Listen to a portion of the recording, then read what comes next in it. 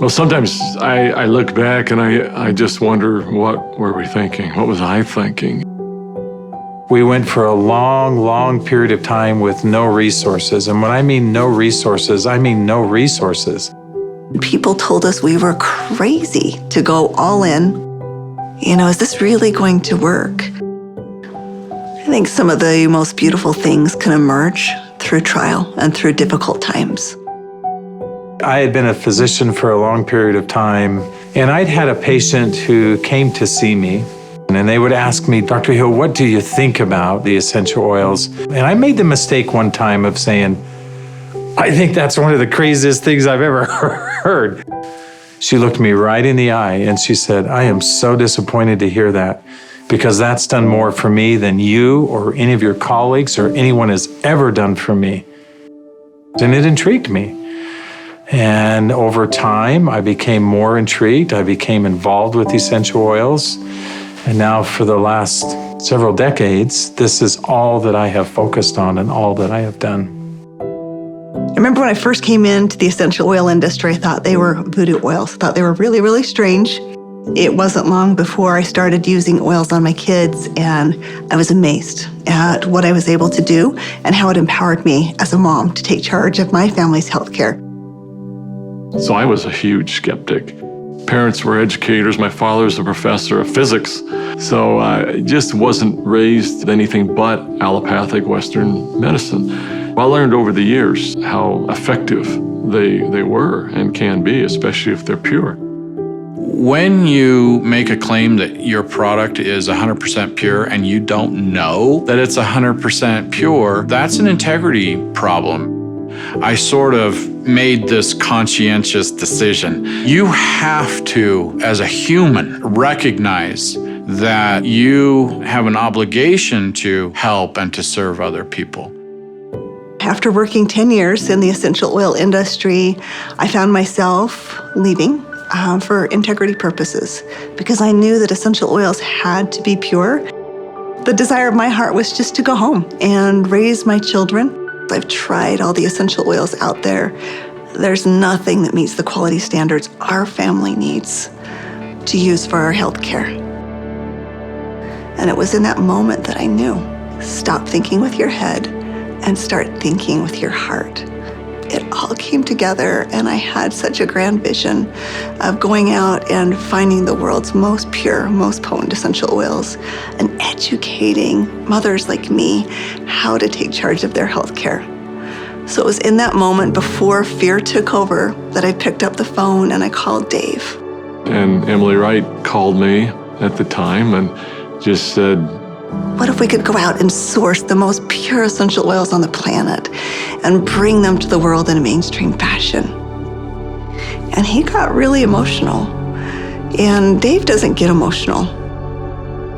And actually it was that right then and there. That was the genesis for me. And I just kind of felt strongly like, yeah, we're going to start a company. So I hung up the phone with Dave. I picked up the phone and I called Dr. Hill.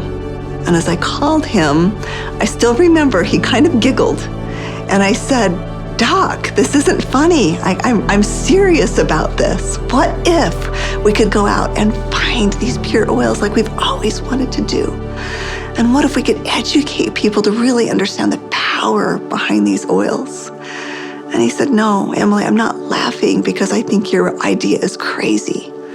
I'm laughing because I was just getting ready to call you and ask you the very same question. It started with an initial little small meeting in an Italian restaurant in the far corner, and we met for 5.5 hours until they finally kicked us out of the restaurant because we weren't buying food anymore. And we just started to dream.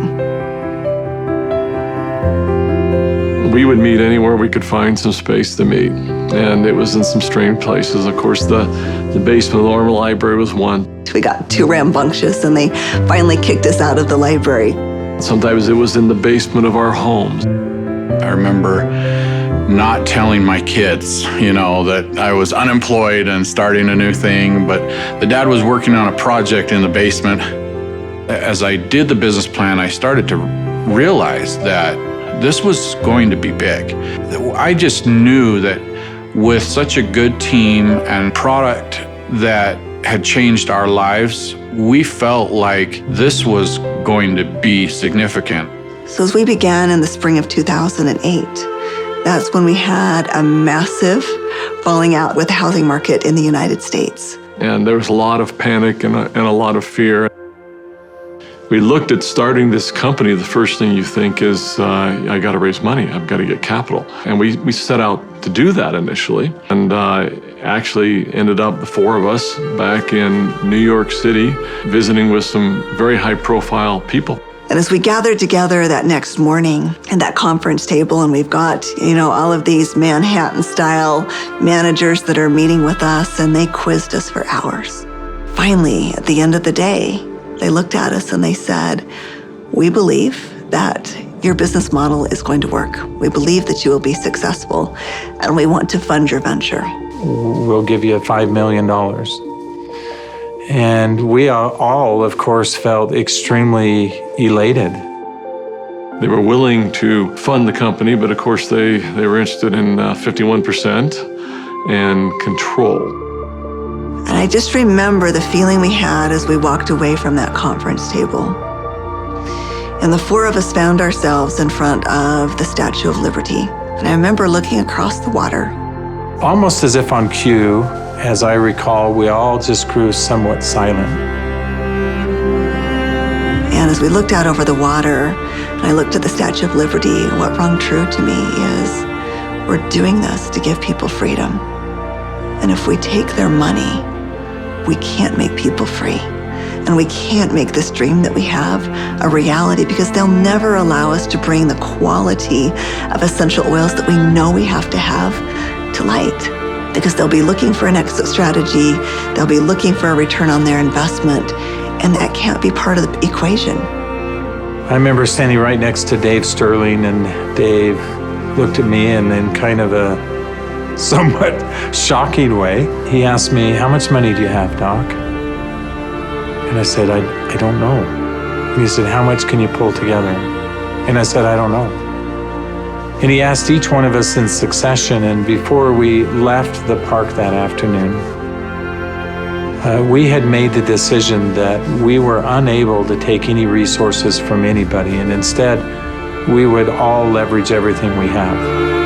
We took the equity out of our homes, we cashed out 401ks, we liquidated everything we owned in order for this dream to come to fruition. And so as I expressed this to my wife, I remember very clearly, she just looked at me and said, "Well, I trust you. You'll take care of us, and we'll be fine." And we had family members even come to us to say, "You're foolish. Your family is going to be homeless." So we went all in, everything. We didn't hold anything back. We thought it would be for just a couple of months that we went without any income, but it was 13 months.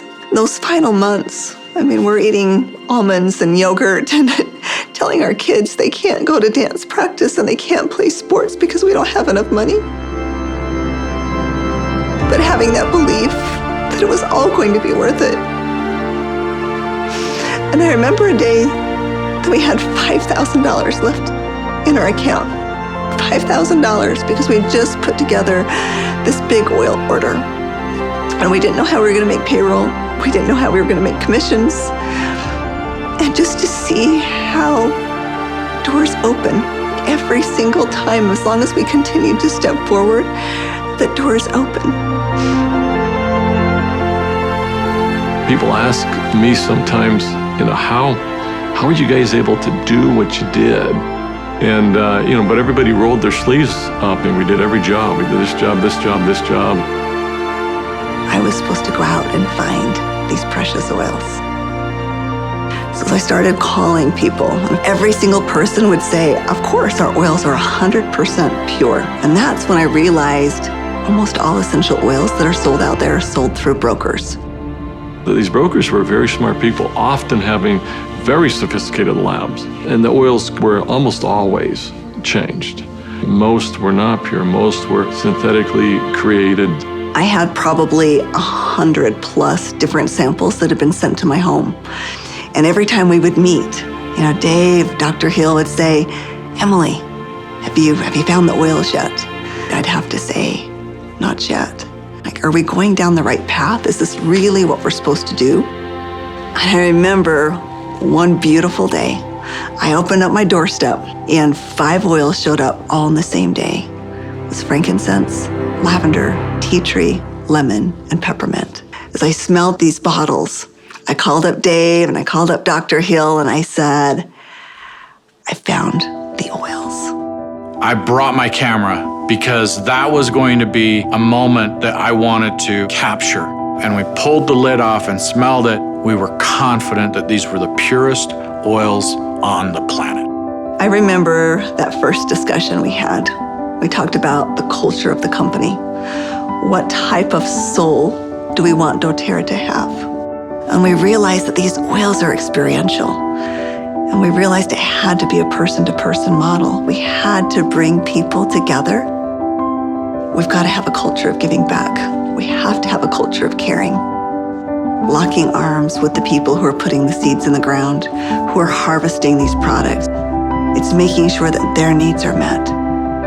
As I look back on it today with doTERRA, it's overwhelming to me to see the impact it is around the world. There was a lot of sacrifice, but again, those are days we look back on, with some pride. Sacrifice is a really important piece. Today, we've empowered nearly 8 million families all around the globe. We're now filling 315,000 bottles of oil every single day. And just to think about it on that scale just warms my heart, knowing that every single bottle is changing somebody's life on both sides of the bottle. I believe every single person in this world needs essential oils. Essential oils are the great equalizer. We have single-handedly changed the acceptance of essential oils in science and in medicine. We are so committed to this work. We are so humbled to be stewards of what nature has created so perfectly for us. And we're so grateful for all of our amazing employees, for all of our amazing wellness advocates, for all of our amazing customers all around the world. We haven't changed in our mission. We haven't changed in our purpose. We're still true to those things that very early on were important. If doing the right thing was important then, doing the right thing is important now. If helping and giving service to other people was important then, it's important now. If sourcing oils differently and doing what had not been done before was important then, it's important now. We feel like, as crazy as it sounds, we're still just beginning.